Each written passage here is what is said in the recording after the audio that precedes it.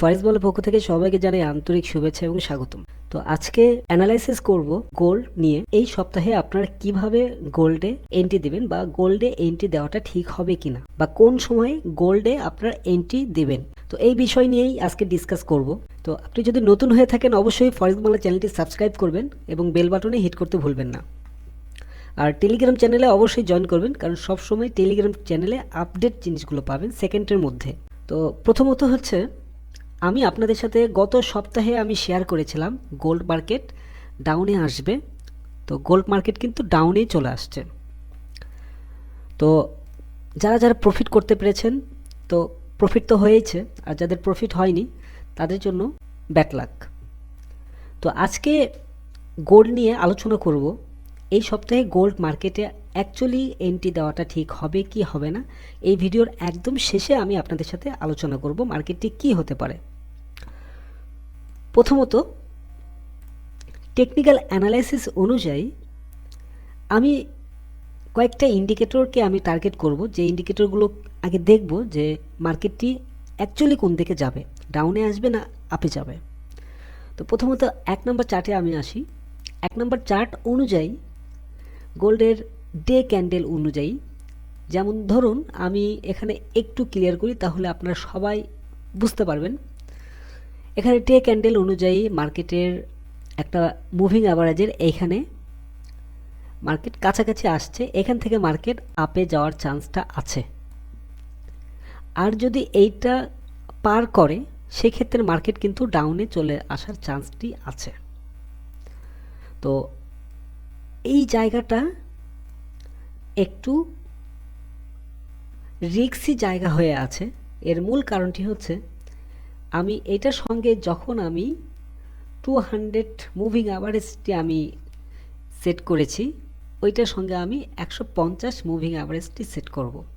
তো দেখুন এখানে 150 মুভিং অ্যাভারেজটি আমি যখন সেট করেছি, তখন এই মুভিং অ্যাভারেজের সঙ্গে এই 150 মুভিং অ্যাভারেজটি এটি কিন্তু পার করে নিচের দিকে চলে আসছে, আপনারা দেখতে পাচ্ছেন হয়তো।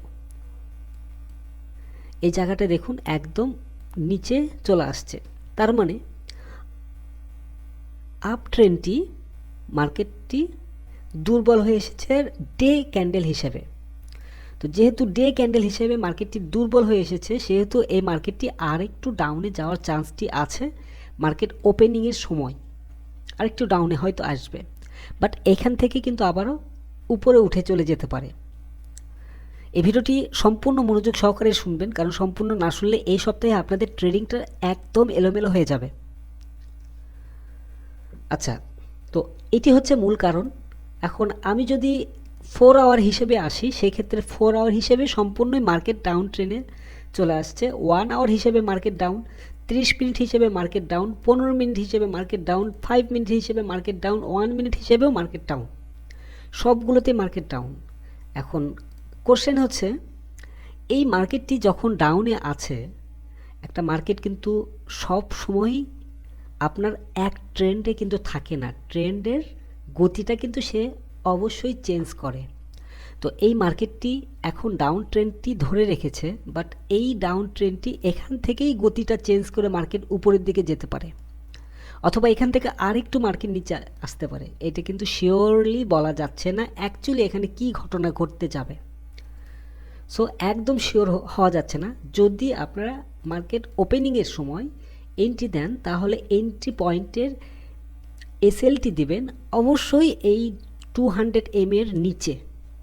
এক কথায় এখান থেকে এসএলটি হবে মাত্র আপনার 8 পিপসের মতো আপনার এসএলটি হবে।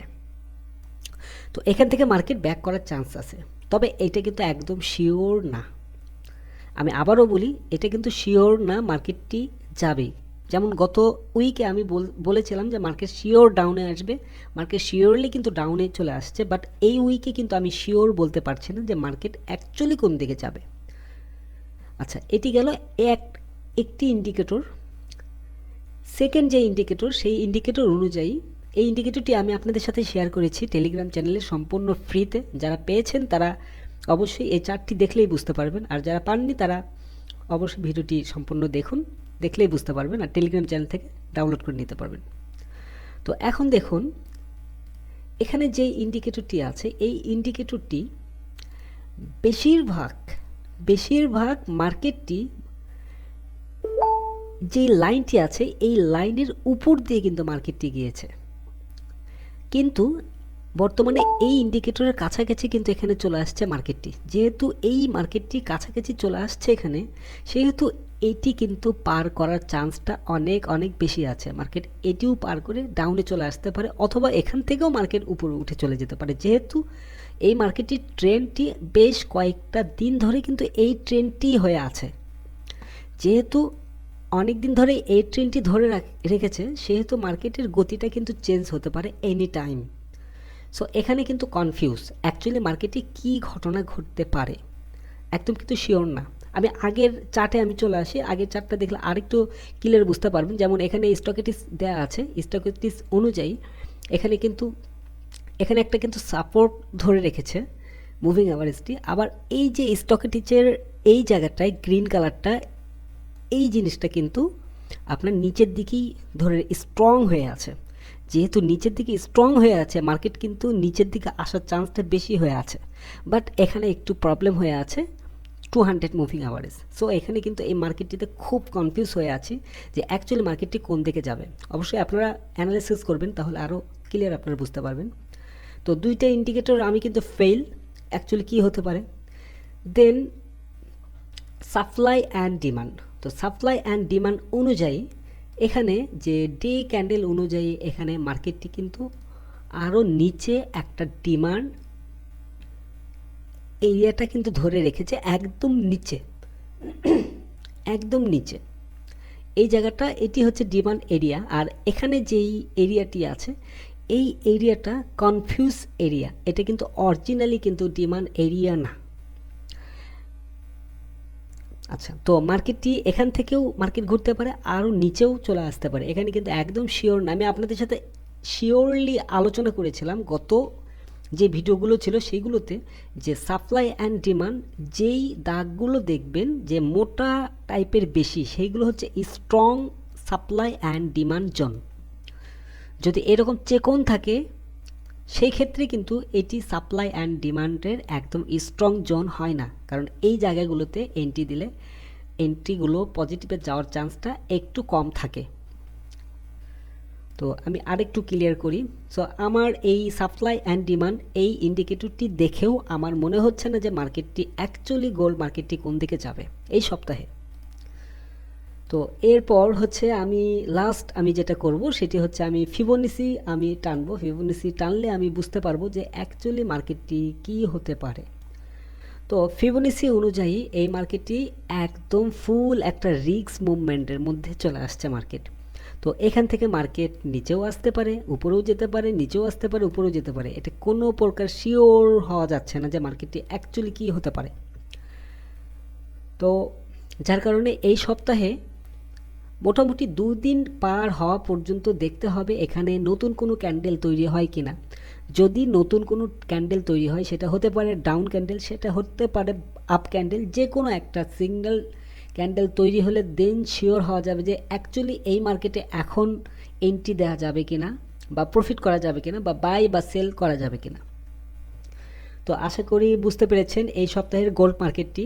আর এই সপ্তাহে সহজে গোল্ডের কোনো প্রকার সিগন্যাল টেলিগ্রাম চ্যানেলে যাবে না, কোনো প্রকার অ্যানালাইসিস যাবে না, যতক্ষণ না পর্যন্ত ক্যান্ডেল ভালো সঠিক কোনো ক্যান্ডেল তৈরি না হয়েছে ততক্ষণ পর্যন্ত যাবে না। যেমন এখানে দেখুন গোল্ড একটা ফল্ট করেছিল, যারা পিন বার নিয়ে যারা কাজ করেন তারা এই জিনিসটা ক্লিয়ার বুঝতে পারবেন।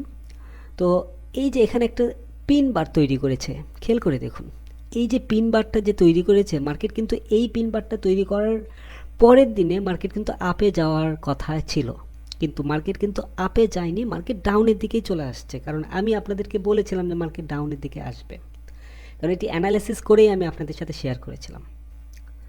তো ধন্যবাদ সবাইকে ফরেক্স বাংলার সঙ্গে থাকার জন্য। ভিডিওটি যদি ভালো লাগে আর এই ভিডিওটি যদি আপনাদের খুব হেল্পে আসে তাহলে অবশ্যই একটা কমেন্ট করে দিবেন পরবর্তী ভিডিও দেখার জন্য। আর আপনি যদি এখনও টেলিগ্রাম চ্যানেলে জয়েন হয়ে না থাকেন তাহলে অবশ্যই টেলিগ্রাম চ্যানেলে জয়েন করবেন।